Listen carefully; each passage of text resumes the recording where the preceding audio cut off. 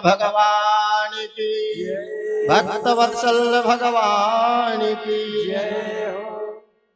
अमृत है हरि नाम जगत में, इसे छोड़ विषय विष पीना क्या, और हरि नाम नहीं तो जीना।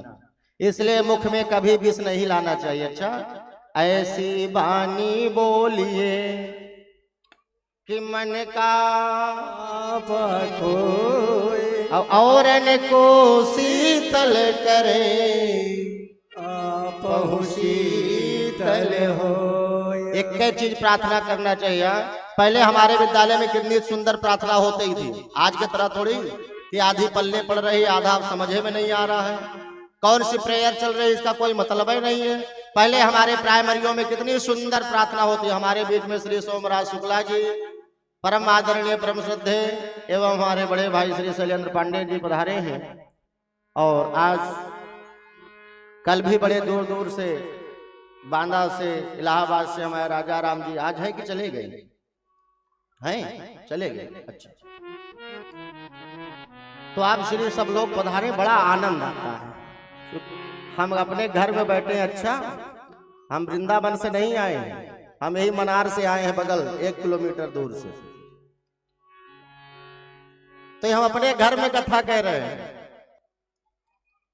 और बड़ा आनंद आ रहा है। क्योंकि श्रोता समुदाय जब अच्छे होते हैं, शुद्धि श्रोता होते हैं, जब बैठ करके मन लगा के कथा सुनते हैं तो कथा सुनाने में भी आनंद आता है। पुराण उपनिषद शास्त्र ऋचाओं को पढ़ करके फिर अपने अंदर पिरो करके और अपनी भाषा में, संस्कृत देववाणी है, साधारण विषय नहीं है। संस्कृत को पढ़ना आसान नहीं है। यद्यपि बहुनाधीश तथापि पठपुत्र व्याकरणम स्वजना सुजनोमा भूतम सकलम सकलम सकृत सकृत। बोले जैसे अंधे आदमी को गाड़ी चलाना कठिन है, जैसे समंदर के बीच में महल बनाना कठिन है, जैसे स्वर्ग में स्कूटी ले जाना बहुत कठिन है, उसी प्रकार से वेद शास्त्र उपनिषद पुराण को पढ़ना बहुत कठिन है। और पढ़ करके आप लोगों तक उस चीज को पहुंचा देना बहुत बड़ा कठिन कार्य है। तो इस कठिन कार्य को सुगमता के साथ आप लोगों तक पहुंचाने का हम प्रयत्न कर रहे हैं। अच्छा, और यह भव रोग की दवा है, कोई साधारण कथा नहीं है। बोले जन्म जन्मांतर युग युगांतर कल्प कल्पांतर दिग दिगांतर के पूर्ण उदय होता है, तब श्रीमद् भागवती ज्ञान गंगा में गोता लगाने का सुमधुर व्यास की वाणी से कथा श्रवण करने का शुभ अवसर प्राप्त होता है। और नहीं तो कथा इधर से प्रवेश करेगी, इधर से निकल जाएगी, हाथ कुछ आने वाला नहीं। अच्छा, इसलिए तन मन धन निर्मल मन के साथ कथा का रसपान कर रहे हैं, बड़ा आनंद आ रहा है।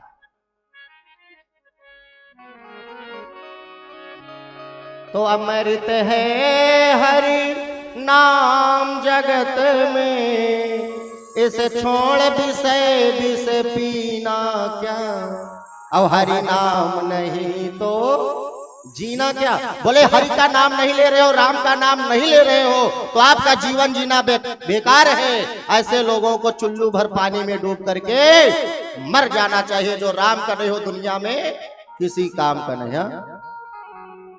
एक संत जी बड़ी सुंदर आत्मदेव जी कहते हैं क्या कि तू डूब के मर जा रे चुल्लू भर पानी में, तूने राम नाम नहीं लीन हो, तूने कृष्ण नाम नहीं लीन हो भरी जवानी में, तो डूब के मर जा रे चुल्लू भर पानी में। बोले जीवन जीने का अधिकार ही तुम्हारा समाप्त हो गया है। तुम भगवान का भजन नहीं कर पा रहे हो, भगवान के भक्ति के लिए समय नहीं दे पा रहे हो, तो तुम्हारा जीवन नरक हो जाएगा, पशुवत हो जाएगा, और फिर तुमको बचाने वाला इस दुनिया में धरा पर कोई आ नहीं सकता है।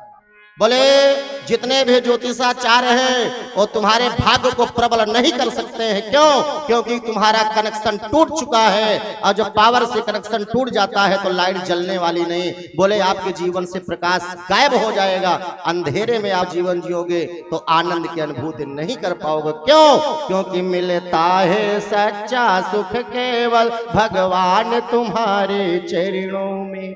है बिनती यही पल पल क्षण क्षण रहे ध्यान तुम्हारे चरणों में। अब मिलता है सच्चा सुख केवल भगवान तुम्हारे चरणों में, इसलिए भगवान के चरणों में प्रेम लगाना चाहिए। और पहले कितनी सुंदर प्रार्थनाएं विद्यालय में हुआ करती थी, आप लोगों को शायद याद होगा कि वाह शक्ति हमें दो दया निधे करताव्य मार्ग पर डट जावे। वाह शक्ति हमें दो दया निधे करताव्य मार्ग पर डट जावे।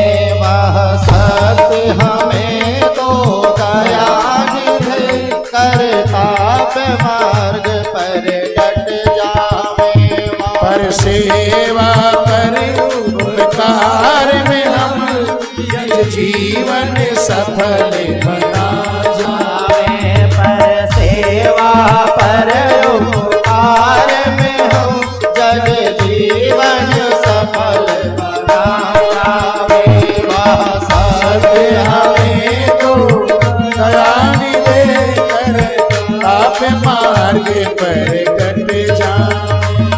हम दीन दुखी विरोध करो, सेवक बन संताप हरे। जो है अटके भोले भटके उनको तारे खुद करे। वो शक्ति हमें दो दया निधे करताव्य मार्ग पर छलनाम द्वेष पाखंड झूठ अन्याय से इस दिन दूर रहे। जीवन हो शुद्ध सरल अपना सुचि प्रेम सुधार सावे। शक्ति हमें दो दया निधे करताव्य मार्ग पर डट जावे।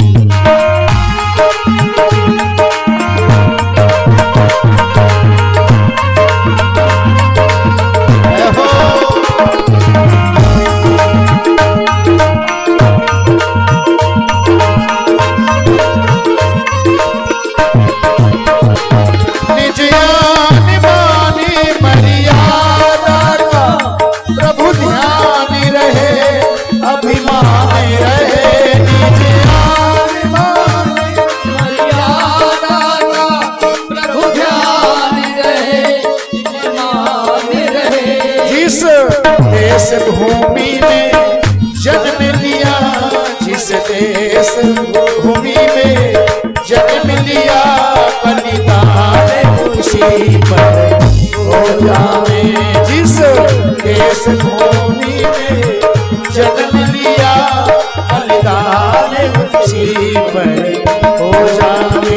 वो शक्ति हमें दो दया निधे करताव्य मार्ग पर डट जावे।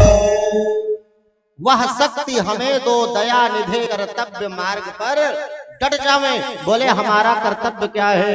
बोले अपने शरीर की सुरक्षा करें, अपने घर की सुरक्षा करें, अपने देश की सुरक्षा में मन को लगावें, परोपकार करें, एक दूसरे की सहायता करें, एक दूसरे के सुख दुख में शरीक हों, सम्मिलित हों। किसी बूढ़े व्यक्ति जो आपकी सहायता मांग रहा हो उसकी सहायता करें, निर्बलों की सहायता करें। भगवान ने हमको सामर्थ्यवान बनाया है तो अपने धन के सहयोग से उसका सहयोग प्रदान करें। ये हमारा कर्तव्य है और अपने कर्तव्य का हम पालन करें। ये हमें पहले की प्रार्थनाओं में सिखाया जाता था। आवाज मिशनरी चल रही है, दूसरे मजहबी लोग अपने अपने यहाँ की सभ्यता हमारे बालकों को सिखाते हैं, अपना संस्कार देते हैं। जब हम अपने बच्चों को सनातन धर्मावलंबी नहीं बनाएंगे, सनातन की शिक्षा नहीं देंगे, तो फिर हमारे बच्चे हमारा सम्मान नहीं करेंगे। और जब तक शिक्षा में संस्कार नहीं होगा तब तक वह बच्चे की शिक्षा बंधा मानी जाएगी, हितकारी नहीं होगी।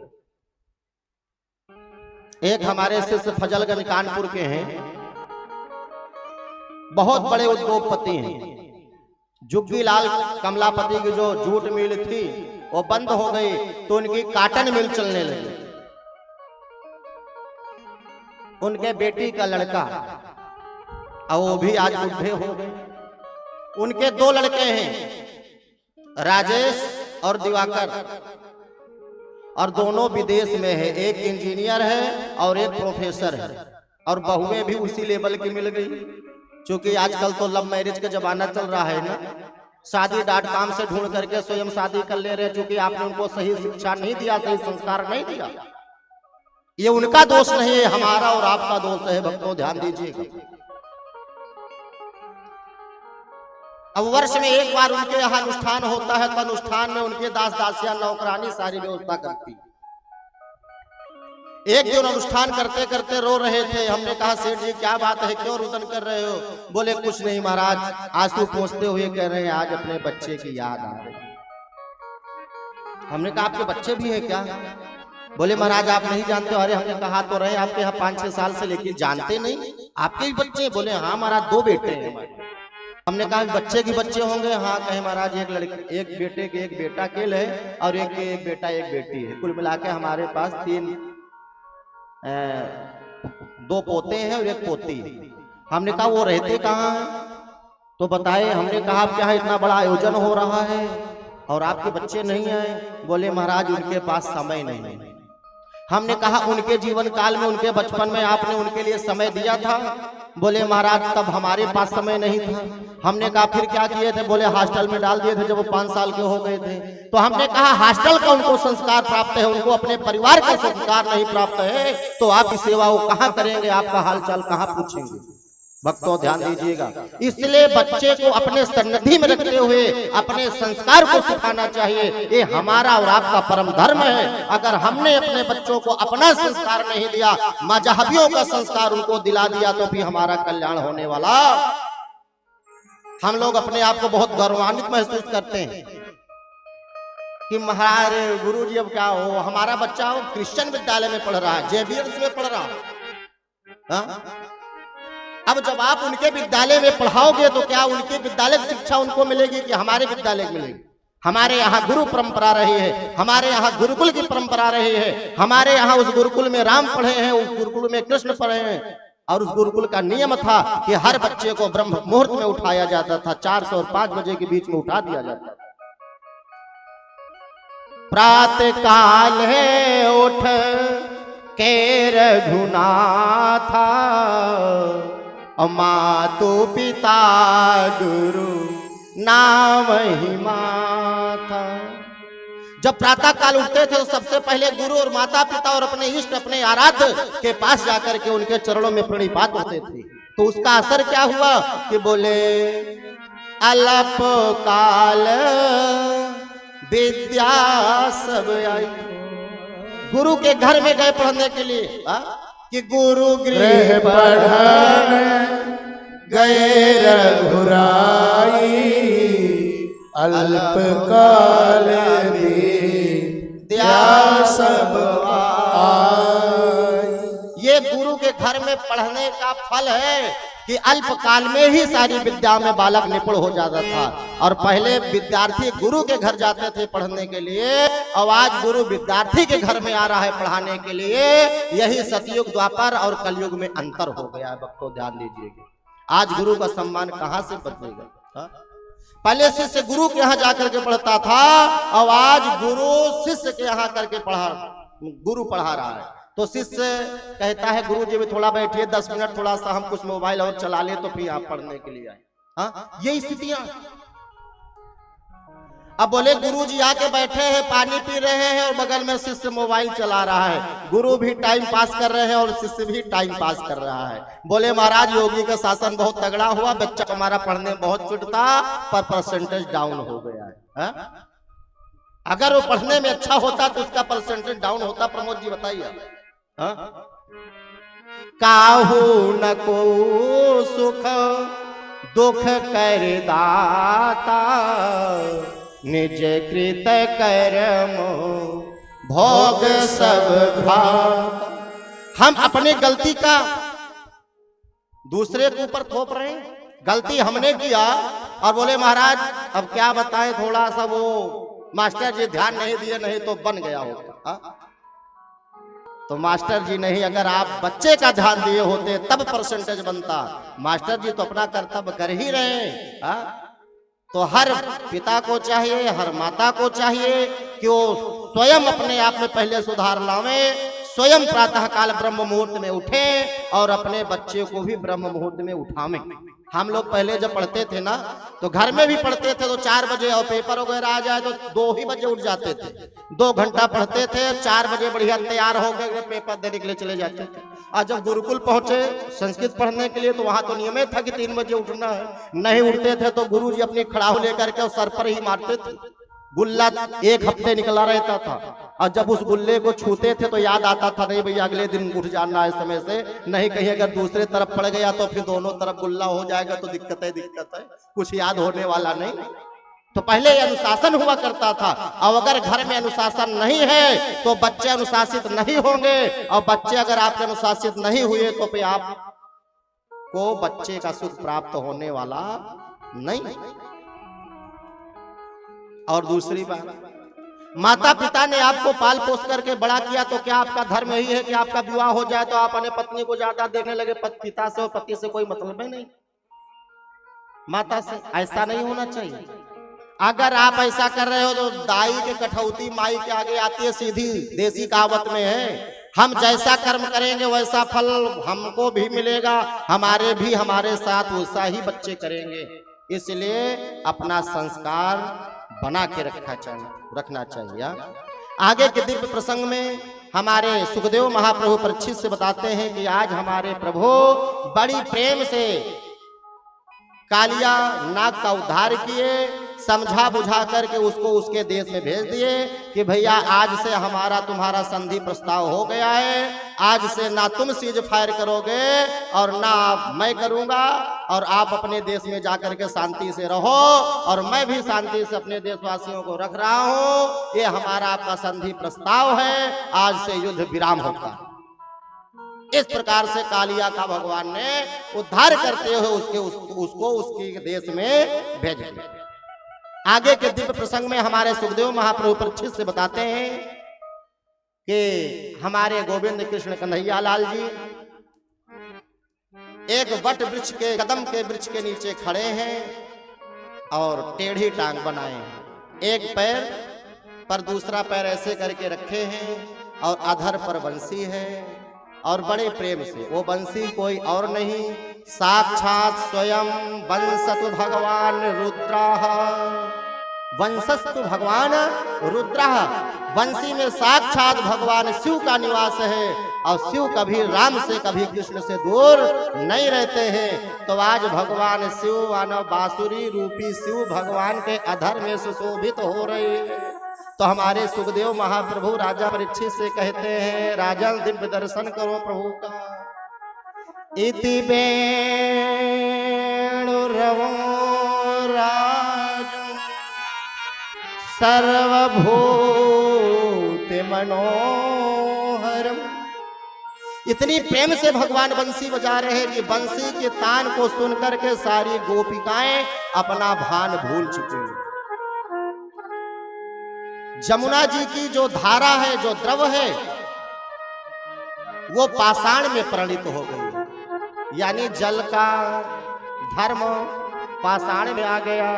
और पाषाण जो है, जो पहाड़ हैं, वो बंसी की धुन को सुन करके, तान को सुन करके द्रवीभूत हो गए, पिघलने लगे बंसी की धुन को सुनकर। बड़ी प्रेम से बंसी बजा रहे हैं। आप लोग बंसी श्रवण करो।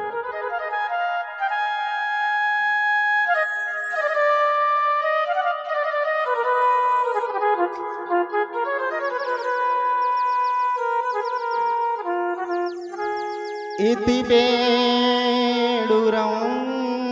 राजन् सर्वभूत मनोहरम्। चारों तरफ का दिव्य वातावरण हो गया, सुंदर सुगंध शीतल वायु का प्रवाह हो रहा है, चिड़िया चटका रही हैं, और जमुना जी की निर्मल चिन्मयी धारा दिव्य प्रवाहित हो रही है। कमल खिल चुके हैं, वायु में सुगंध आ गई है और जो जो गोपियां भगवान के बंसी को सुन रही हैं, तो एक गोपी श्रृंगार कर रही थी, एक आंख में काजल लगाई थी और दूसरे आंख में लगाने ही वाली थी कि बंसी सुनाई पड़ गई, तो एक आंख में काजल लगा, दूसरे आंख में लगाना ही भूल गई, छोड़ करके भगवान के तरफ खिंचती चली गई। हमारे प्रभु ने मानो इस प्रकार से बंसी बजाई। एक गोपी भोजन बना रही थी, रोटी तवा में ही रखी रह गई, रोटी को छोड़ करके भाग चली। एक गोपी अपने पति के चरण को दबा रही थी, जैसे बंसी की तान सुनी वैसे चरण को छोड़ करके बंसी की तरफ खींची चली गई। मानो इस प्रकार से बांसुरी बजाए आज रंग से मुरारी, इस प्रकार से बंसी बजाए भगवान कि पूरा संसार विमोहित हो गया बंसी के एक तान को सुन करके। बोलो बंसी वाले भगवान की। अये श्याम तेरी बंसी पागल कर जाती है, ऐ श्याम तेरी बंसी पागल कर जाती है, ऐ श्याम तेरी बंसी पागल कर जाती है, ऐ श्याम तेरी बंसी पागल कर जाती है। मुस्कान तेरी मीठी घायल कर जाती है, मुस्कान तेरी घायल कर जाती है, ऐ श्याम तेरी बंसी पागल कर जाती है, ऐ श्याम तेरी बंसी पागल कर जाती है। मुस्कान तेरी मीठी घायल कर जाती है, हरि मुस्कान तेरी मीठी घायल कर जाती है। सोने की होती तो ना जाने क्या करती,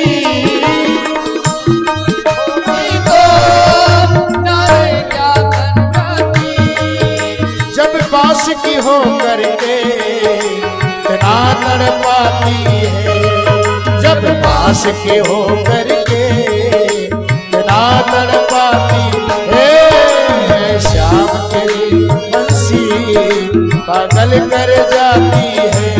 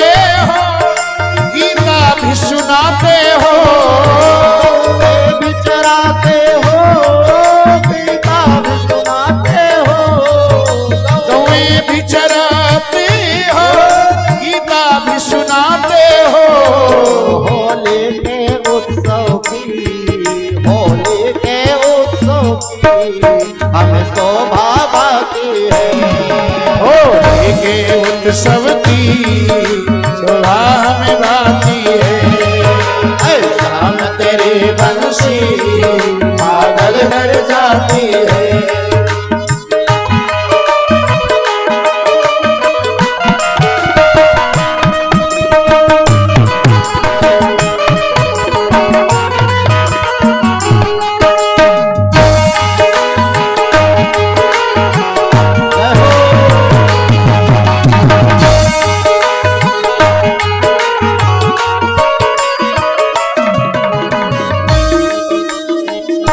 हमारे गोपिकाएं कह रही हैं कि महाराज ऐसे कौन से जादू आपने बिखेरा है कि आपकी आवाज को सुन करके हम सभी अपने काम को छोड़ छोड़ करके आपके तरफ खींची चली आ रही हूँ। ऐसा कौन से आपने सेंट का प्रयोग किया है कि दिव्य सुगंधित वातावरण हो गया है। विनोद जी ऐसा आपने कौन सा संत मारा है कि पूरा दिव्य पूरा वातावरण खुशमय हो गया है, हाँ दिव्य सुगंध का प्रवाह हो रहा है। तो गोपिकाएं मानो ऐसा बतला रही है कन्हैया से कि महाराज आपने कौन सा जादू चलाया कि आपकी बंसी की तान को सुन करके हम अपने गृहकार को छोड़ करके पीछे चली गए। हम सभी का यही धर्म है कि भागवती ज्ञान गंगा की अविरल धारा जहाँ प्रवाहित हो रही हो वहां पर तुरंत चल देना चाहिए। बोलो गोविंद भगवान की। इस प्रकार से भगवान ने मानो बंसी बजा करके सबको अवगत कराया कि हम वृंदावन की पावन भूमि पर आ चुके हैं, अब किसी को भयभीत होने की जरूरत नहीं है। कंस के भय से मुक्त हो जाओ, भयभीत होने की जरूरत नहीं। इसलिए जहां भगवान बसते हैं वहीं के लोग हंसते हैं। इसलिए हर घर में भगवान की बाकी झांकी होनी चाहिए। मन में बसा कर तेरी मूर्ति उतारू मैं गिरहर तेरी आरती। आगे चल करके हमारे सुखदेव महाप्रभु परीक्षित से बता रहे हैं कि जब तक आत्मा और परमात्मा के बीच का पर्दा भगवान नहीं हटाते हैं, जब तक आपका मन निर्मल नहीं होगा तब तक भगवान की प्राप्ति नहीं कर सकते हो। तो चीर हरण करके मानो गोपिकाओं के अंदर चल रहे भावनाओं को भगवान ने सुन लिया है। अब परमात्मा और आत्मा के जीवात्मा के बीच का जो आवरण है, जो पर्दा है, भगवान ने उसको चुराया है। तो परीक्षित जी ने कहा महाराज थोड़ा विस्तार से बता दीजिए। सुखदेव ने कहा समय बहुत कम है, 8:30 बज चुके हैं, भक्त दूर दूर से पधारे हैं, जल्दी जाना भी है ना मूलचंद जी।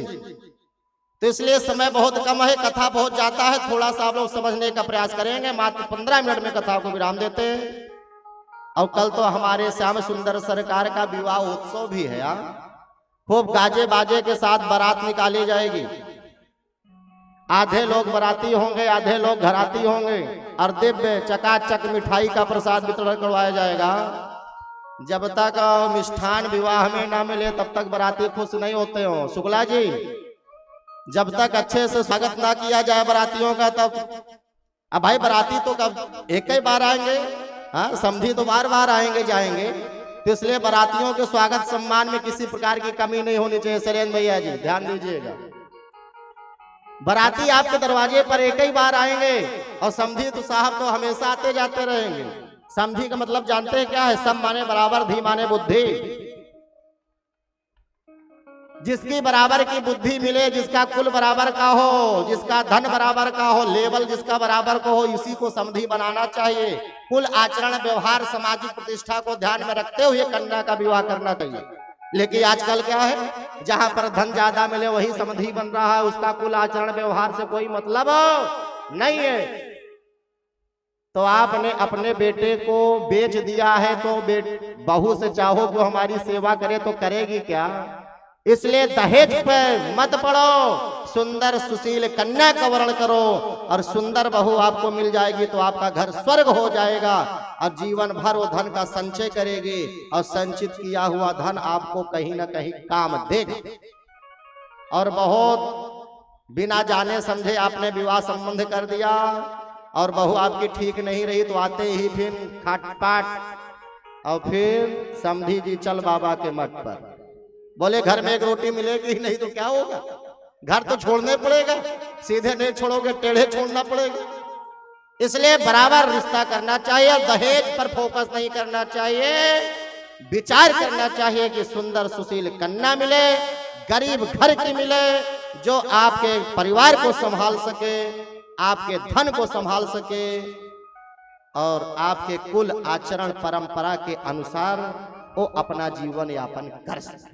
ऐसी कन्या का चयन करना चाहिए। आगे हमारे प्रभु गोपिकाओं को समझा रहे हैं, देखो तुम्हारे मन में जो चल रहा, जो तुम्हारा हेतु है, मैं अंदर की बात जानता हूं। हम लोग जानते भी हैं कि भगवान अंतर्यामी है, सो तुम जानो अंतर्यामी पूर्व मोर मनोर स्वामी।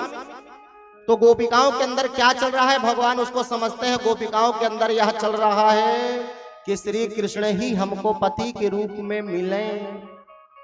तो गोपिकाएं जमुना जी में जाती हैं, ब्रह्म मुहूर्त में 4 बजे स्नान करती हैं और कात्यायनी मैया की पूजा करती हैं। और कात्यायनी मैया की पूजा करने के बाद प्रार्थना करती हैं, मैया श्री कृष्ण ही हमको पति के रूप में प्राप्त हों। तो एक दिन कन्हैया गोपिकाओं के पास आए, बोले तुम गलत कार्य कर रही हो। गोपिकाओं ने कहा क्या कर रही हो?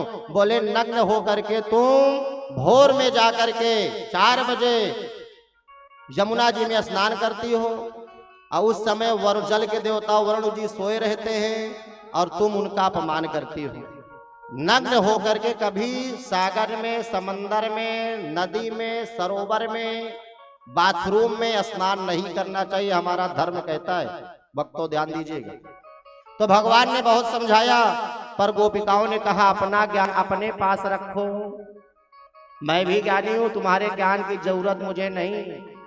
भगवान ने कहा अभी इनके अंदर अभिमान भरा है, अभी इनके अंदर अहंकार है, और जब तक अभिमान का पर्दा मैं नहीं हटाऊंगा तब तक इनका हेतु पूर्ण होने वाला नहीं। तो एक दिन उस समस्त गोपिकाएं जाकर के स्नान कर रही थी 4 बजे प्रातः काल, नग्न होकर के वस्त्र को किनारे रख दी थी। तो भगवान ने सारे वस्त्रों को चुरा करके कदम के पेड़ पर चढ़ गए।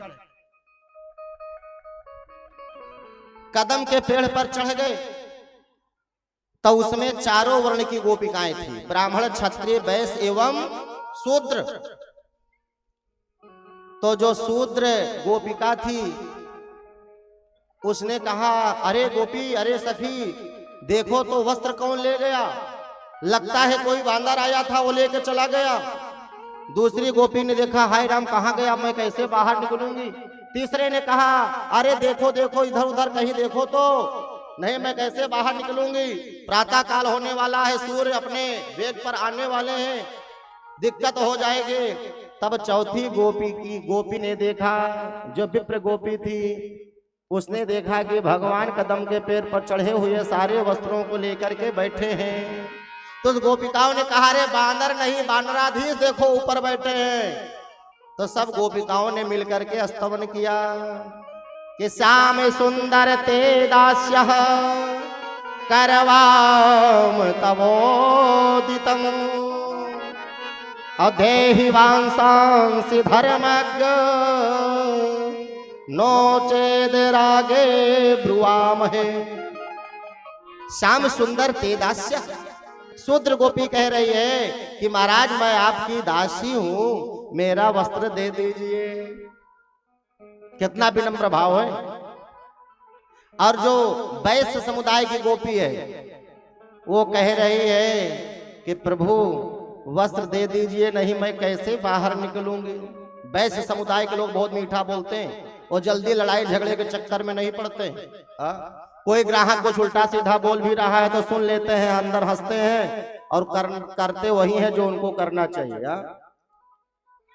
बोले आपके पास में आया था सेठ जी, आप बहुत महंगी साड़ी दे दिए थे, मैं दूसरे दुकान में पता की थी। अब सेठ जी अंदर अंदर मुस्कुरा रहे कि मैं तुमको महंगी दिया था कि सस्ती दिया तो मैं ही जान रहा हूं, तुम क्या जानोगी। लेकिन कस्टमर है, ग्राहक है, इससे उलझना ठीक बात नहीं है। तो सेठ जी तो यही कहेंगे ना, 565 रुपए का मैंने लिया था, 570 रुपए में मैंने तुमको दिया, अब क्या मैं 5 रुपए भी फायदा नहीं लूंगा क्या। तो समझाने का तरीका होना चाहिए। जैसे भगवान समझाते हैं तो भक्त के बात समझ में आ जाती है। सो जाने जहि देहि जनाई और जानत तुम ही होए जाए।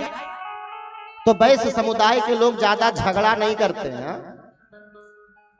और जो क्षत्रिय समुदाय की गोपी थी उसने कहा महाराज कन्हैया मेरा वस्त्र दे दीजिए, नहीं तो मैं जाकर के अपने बाबा से शिकायत करूंगी। अब उसका भाव देखिए कहने का कि दे रहे हो कि नहीं, नहीं तो मैं जाकर शिकायत करूंगी। कन्हैया ने कहा जाओ शिकायत कर दो। तो जो विप्र गोपी थी उसने कहा अरे पगली इतना क्यों बोल रही हो, अरे कैसे निकलोगी ये तो समझो, निकलोगी कैसे। ध्यान दीजिएगा भक्तों, जितना देहात में मुकदमा दर्ज है उतना शहर में नहीं होता है। बोले यहां मुकदमा क्यों होता है। बोले हमारे खेत में पड़ोसी की भैंस पड़ गई, तो 250 ग्राम उसने अनाज हमारे खेत से चर लिया, तो हमने एक मुकदमा उसके नाम पर कायम कर दिया। अब 250 ग्राम अनाज चरी, ज्यादा 250 रुपए की चरी होगी, लेकिन उसके लिए उन्होंने मुकदमा दायर कर दिया और 2.5 लाख रुपए खर्च कर दिए। 20 साल से मुकदमा चल रहा है और भी निर्णय नहीं हो पाया है। तो वैश्य समुदाय के लोगों का मुकदमा बहुत कम होता है कोर्ट कचहरी में, आप लोग देखे होंगे। और जो अभिमानी होते हैं थोड़े थोड़े में विवाद करते रहते हैं, वही परेशान रहते हैं। तो विवाद किसी से नहीं करना चाहिए। निज प्रभु मैं देखे ही जगत के हिस्सा ने करही विरोध, हर आत्मा में मेरा परमात्मा निवास करता है। तो परमात्मा का अंश जो जीवात्मा है, तो हमें किसी देह रूपी जीवात्मा से विरोध नहीं करना चाहिए। थोड़े थोड़े में लड़ना झगड़ना नहीं चाहिए। राजू भैया एकाध बीता के लिए ज्यादा विवाद नहीं करना चाहिए। ले लो, तुम ही बड़े बने रहो। हमारे जो हिस्से में है वो हमारा कोई ले नहीं ले सकता है, जो हमारे भाग्य में है उसको कोई भगा नहीं सकता है। ये सदैव ध्यान देना चाहिए। और जब गोविंद की कृपा होगी तो आपको इतना ज्यादा मिल जाएगा कि आप कभी सोचे भी नहीं होंगे। यह शरीर उस चीज को स्वीकार कर रही है।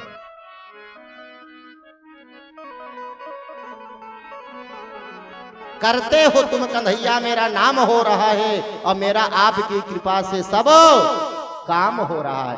करतुम समर्थ करतुम सर्वशक्तिमान पार ब्रह्म अखिल ब्रह्मांड नायक श्री सच्चिदानंद है। इसीलिए इन्हीं के चरणों में प्रणिपात हो जाओ, झुक जाओ, ये सारा काम आपका बना देंगे, इसमें तनिक भी संदेह नहीं है। बोलो कृष्ण कन्हैया लाल की जय हो। अब इधर सारे गोपिकाओं ने एक स्वर में प्रार्थना किया कि महाराज वस्त्र दे दे, नहीं मैं कैसे बाहर निकलूंगी। कन्हैया ने कहा फिर अपनी गलती को स्वीकार करोगे? बोले हाँ स्वीकार कर रही है, आज से मैं दोबारा नग्न होकर के स्नान नहीं करूंगी, मेरा वादा है। तो भगवान ने गोपिकाओं का वस्त्र लौटा दिया। गोपिकाओं ने कहा था कि प्रभु मैं कैसे बाहर निकलूंगी। तब यहाँ पर भगवान ने कहा कि मेरी सत्ता तो कड़ में विराजमान है, यत्र तत्र सर्वत्र मेरा निवास है, यही तुम्हारी भूल है। मैं तो पहले भी था, आज भी हूँ। जब तुम वस्त्र उतार करके गई तब भी मेरी सत्ता थी, तब भी मैं था, और अभी तुम जो वस्त्र पहनोगे तब भी मैं रहूंगा, यही तुम्हारी भूल है। तो मानो गोपिकाओं ने पहचान लिया कि ये साक्षात पार ब्रह्म परमेश्वर अखिल नायक ब्रह्मांड नायक है, यही गोविंद है, और मैं इन्हीं को तो पति रूप में प्राप्त करना चाहती हूँ। तो सो भगवान ने उनके मनोकामना को पूर्ण करने के लिए वादा किया और कहा आने वाले शरद पूर्णिमा पर मैं तुम्हारे समस्त मनोकामना को पूर्ण करूंगा। कर्मणा जायते जानतो कर्मणयो विलीयते, असुखम दुखम भयम क्षेमम कर्मण्यवाभिबध्यते। अब तो गोपिकाएं बाहर निकली। एक दिन दीपावली का पावन समय था। हमारे कन्हैया 6 वर्ष के हैं। बहुत से लोग कहते हैं महाराज कृष्ण ने गोपिकाओं का वस्त्र चुराया था, क्या यह धर्म में यह बात लिखी गई है? क्या यह धर्म के साथ सही है कि धर्म के विरुद्ध है? क्या यह धर्म है किसी का वस्त्र चुराओ? तो वो भूल जाते हैं कि उस समय हमारी कन्हैया की आयु मात्र 6 वर्ष की है, और 6 वर्ष के बालक में कभी काम वासना जागृत नहीं होती है। भक्तों ध्यान दीजिएगा, भगवान पर उंगली उठाने वाले सावधान हो जाइए। भगवान से बड़ा ना दुनिया में है कोई, ना भगवान से बड़ा किसी का भवन है। भगवान वही है जिन्होंने सृष्टि की रचना किया, भगवान वही है जो सृष्टि का पालन पोषण कर रहे हैं, भगवान वही है जो पूरी संसार जिनमें समाहित हो जाता है। तो ऐसे भगवान पर उंगली उठाने से आपका जीवन नरक में चला जाएगा। भगवान ने 16,108 विवाह सौखियन नहीं किया था। बोले कैसे किया था? बोले उनकी मजबूरी थी, उनको किसी ने अपनाया नहीं। तो जो जिसका कोई नहीं उसका हमारे भगवान होते हैं। तो भगवान के 56 करोड़ जनसंख्या थी। अब आप 2 इन 4 में डिस्टर्ब रहते हो कि महाराज परिवार का खर्चा नहीं चल पा रहा है, तो भगवान की तुलना हम आप कर सकते हैं क्या? इसलिए भगवान पर उंगली उठाना ठीक नहीं है। आगे के दिव्य प्रसंग में सुखदेव महाप्रभु परीक्षित से बताते हैं कि दीपावली का पावन पर्व था। मैया सुंदर सुंदर पकवान बना रही थी। कन्हैया ने देखा पकवान को तो कन्हैया ने कहा, मैया बहुत तेज भूख लगी, हमें कुछ खिलाओ। मैया ने कहा, कन्हैया आज दीपावली के दिन इंद्र नारायण की पूजा होती है, पहले मैं इंद्र भगवान की पूजा करवा दूंगी, तब मैं तुमको कुछ खाने के लिए दूंगी, नहीं जूठा हो जाएगा, अभी प्रसाद भोग लेना है। मैया से कन्हैया ने कहा, इंद्र कौन सी बला है, इंद्र कौन है? तो कन्हैया ने कहा, मैं नहीं जानता। मैया ने कहा, ये तो मैं नहीं जानती, तुम जाओ इसके लिए अपने बाबा के पास, वही तुमको बताएंगे, अभी मैं भोजन बना रही हूँ, हमको डिस्टर्ब मत करो। अब कन्हैया बाबा के पास गए, नंद बाबा के पास। बाबा से कहने लगे कन्हैया कि बाबा ये बताओ कि इंद्र कौन है? तो नंद बाबा ने कहा, इंद्र हमारे देवता हैं, जल के देवता हैं, वो वर्षा करते हैं तो हमारे यहाँ अन्न उत्पन्न होता है और गैया मैया को सुंदर मीठी घास प्राप्त होती है, तो हम लोग हर वर्ष इंद्र की पूजा करते हैं ताकि इंद्र प्रसन्न होकर के जल वर्षा करते रहे। कन्हैया ने कहा, बाबा हमको बहुत भूख लगी है और मैया सुंदर सुंदर पकवान बनाई है, आप मुंह में पानी आ रहा है और भूख भी तेज लगी है, तो मुझको आप कुछ खिलाओगे नहीं? बाबा ने कहा, पहले पूजा होगी तब प्रसाद मिलेगा। कन्हैया ने कहा, मान लो अब की बार पूजा ना किया जाए तो क्या इंद्र नहीं बरसेंगे, वर्षा नहीं करेंगे? बाबा ने कहा, एक छोटा सा बालक है, कितना ऊंचा ऊंचा कितना बड़ा बड़ा प्रश्न कर रहा है। कन्हैया ने कहा, बाबा फिर ऐसा करते हैं कि ब्रजवासी में से 2-4 लोग पूजा कर ले, बाकी लोग पूजा ना करें, तो क्या जो जो पूजा किए हैं भगवान उन्हीं के यहाँ वर्षा करेंगे, उन्हीं के खेत में? अगर ऐसा है तो आपकी ऐसा ही कर लिया जाए, आप पूजा ना करो, 2-4 लोगों से पूजा बोल दो करने के लिए। बाबा ने कहा, यह छोटा बालक बहुत बड़ी बड़ी बात कर रहा है, बात तो लेकिन ठीक कर रहा है। तो कन्हैया ने कहा, बाबा अगर आपको हमारी बात अच्छी लग रही हो तो मैं एक निवेदन करना चाहता हूं। बोले, गैयों के लिए चारा हमारे गोवर्धन महाराज देते हैं, 84 कोस की परिक्रमा के अंतर्गत जितना है गोवर्धन का क्षेत्र, वहां से हमारे गैया मैया का पेट भर रहा है, तो हमारी या एक निवेदन है, आग्रह है कि अब की बार गोवर्धन महाराज का पूजा कर लिया जाए। अब तो कन्हैया के बातों से सारे लोग रीझ गए, समझ गए, चलो ठीक है बेटा, जो तुम कह रहे हो तुम्हारी बात सही। अब तो जितना सुंदर पकवान बना था सबको बैलगाड़ी में लाद करके रख करके और सीधे गोवर्धन की ओर सारे ग्वाल वाल सहित नंद बाबा उपनंद सहित सब चल दिए। बोले, पुजारी किसको बुलाया जाए, आचार्य किसको बनाया जाए? कन्हैया ने कहा, मैं काफी हूँ, आप परेशान मत होइए, मैं पूजा करवा दूंगा। बोले, पूजा की सामग्री नोट कराओ। तो कन्हैया कह रहे हैं, हमारे देवता को ज्यादा सामग्री नहीं लगती है, उनके लिए बस केवल चकाचक माल छनाओ, बस उसी से रिझ जाएंगे। अब तो भैया सब लोग लेकर के चल दिए। अब कन्हैया ने कहा, पहले पूजा करो, पूजा के लिए सबसे पहले जल चढ़ाना पड़ता है। अब जल के लिए समस्त ब्रजवासी मटका ले लेकर के पानी डालने लगे और हजारों मटका पानी डाल दिया, गोवर्धन महाराज की मूंछों तक गीली नहीं हुई। अब सारे ब्रजवासी परेशान, अरे कन्हैया हमारे बस की नहीं है तेरे गोवर्धन की पूजा करने, हमारे बस की बात नहीं, मैं नहीं कर सकता। कन्हैया ने कहा, क्यों नहीं कर सकते? बोले, हजारों कलश पानी हमने छोड़ दिया और अभी इनकी मूछ भी गीली नहीं हुई है, पूरी शरीर तो ही बाकी है, तो प्रभु मैं थक गया, मैं जल नहीं चढ़ा सकता। कन्हैया ने कहा, ठीक है, आंख मूंदो। सब लोग ने आंख बंद किया तो भगवान ने तुरंत मानसी गंगा प्रकट कर दिया। बोलो गंगा मैया की। अब तो सारे ब्रजवासी उस गंगा में ताता थैया करके स्नान करने लगे और स्नान करने के बाद निवेदन किया तो हमारी मानसी गंगा पूरे गोवर्धन को स्नान करा दे। अब कन्हैया ने कहा, हे ब्रजवासियों लगाओ भोग। अब तो जितना चकाचक 56 प्रकार का व्यंजन था सब परोसा जाने लगा। कन्हैया ने कहा कि भोजन कराते समय कुछ क्षण के लिए भगवान का ध्यान करना चाहिए, देवता का। तो आंख बंद करके आप अपने देवता का ध्यान करो, गोवर्धन महाराज का।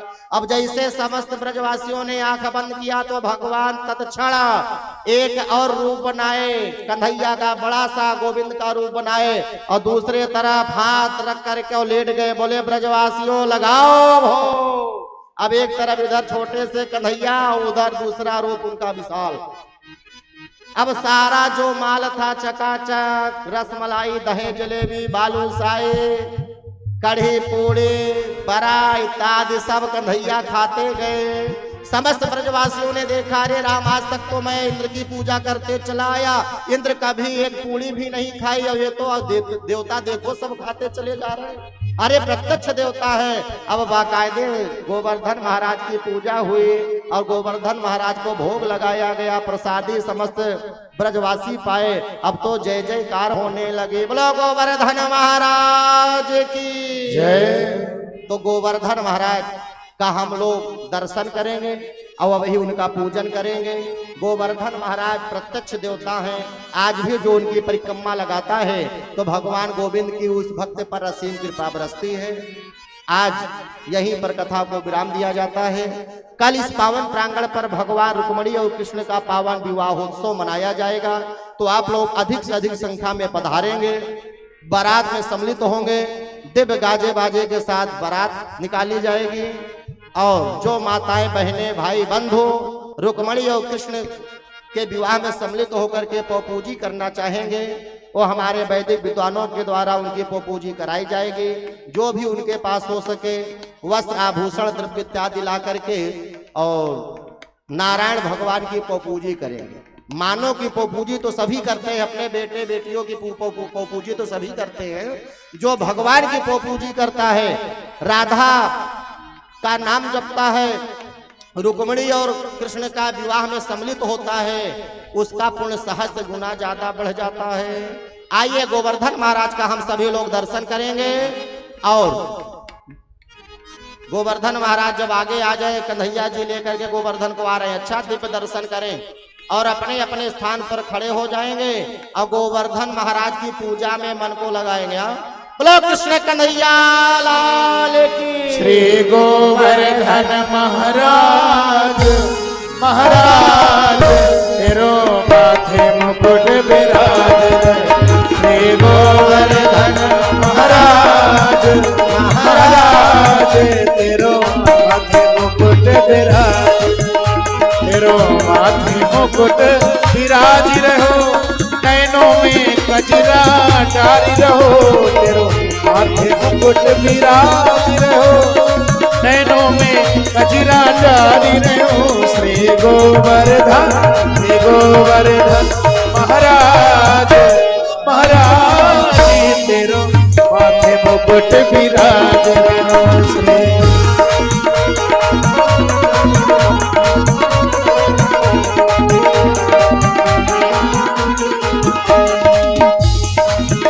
तो पे पान चढ़े तो पे फूल चढ़े, तो पे पान चढ़े तो पे फूल चढ़े, तो पे पान चढ़े तो पे फूल, तो पे चढ़े तो पे चढ़े तो पे चढ़े दूध की धार।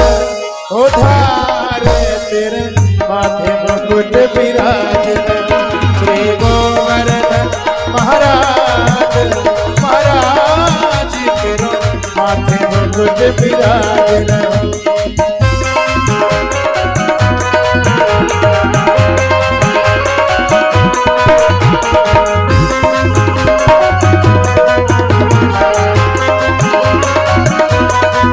चलो गोवर्धन प्यारो धाम धाम, चलो गोवर्धन प्यारो धाम धाम, चलो गोवर्धन प्यारो धाम। श्री गोवर्धन महाराज महाराज तेरो माथे मुकुट विराज।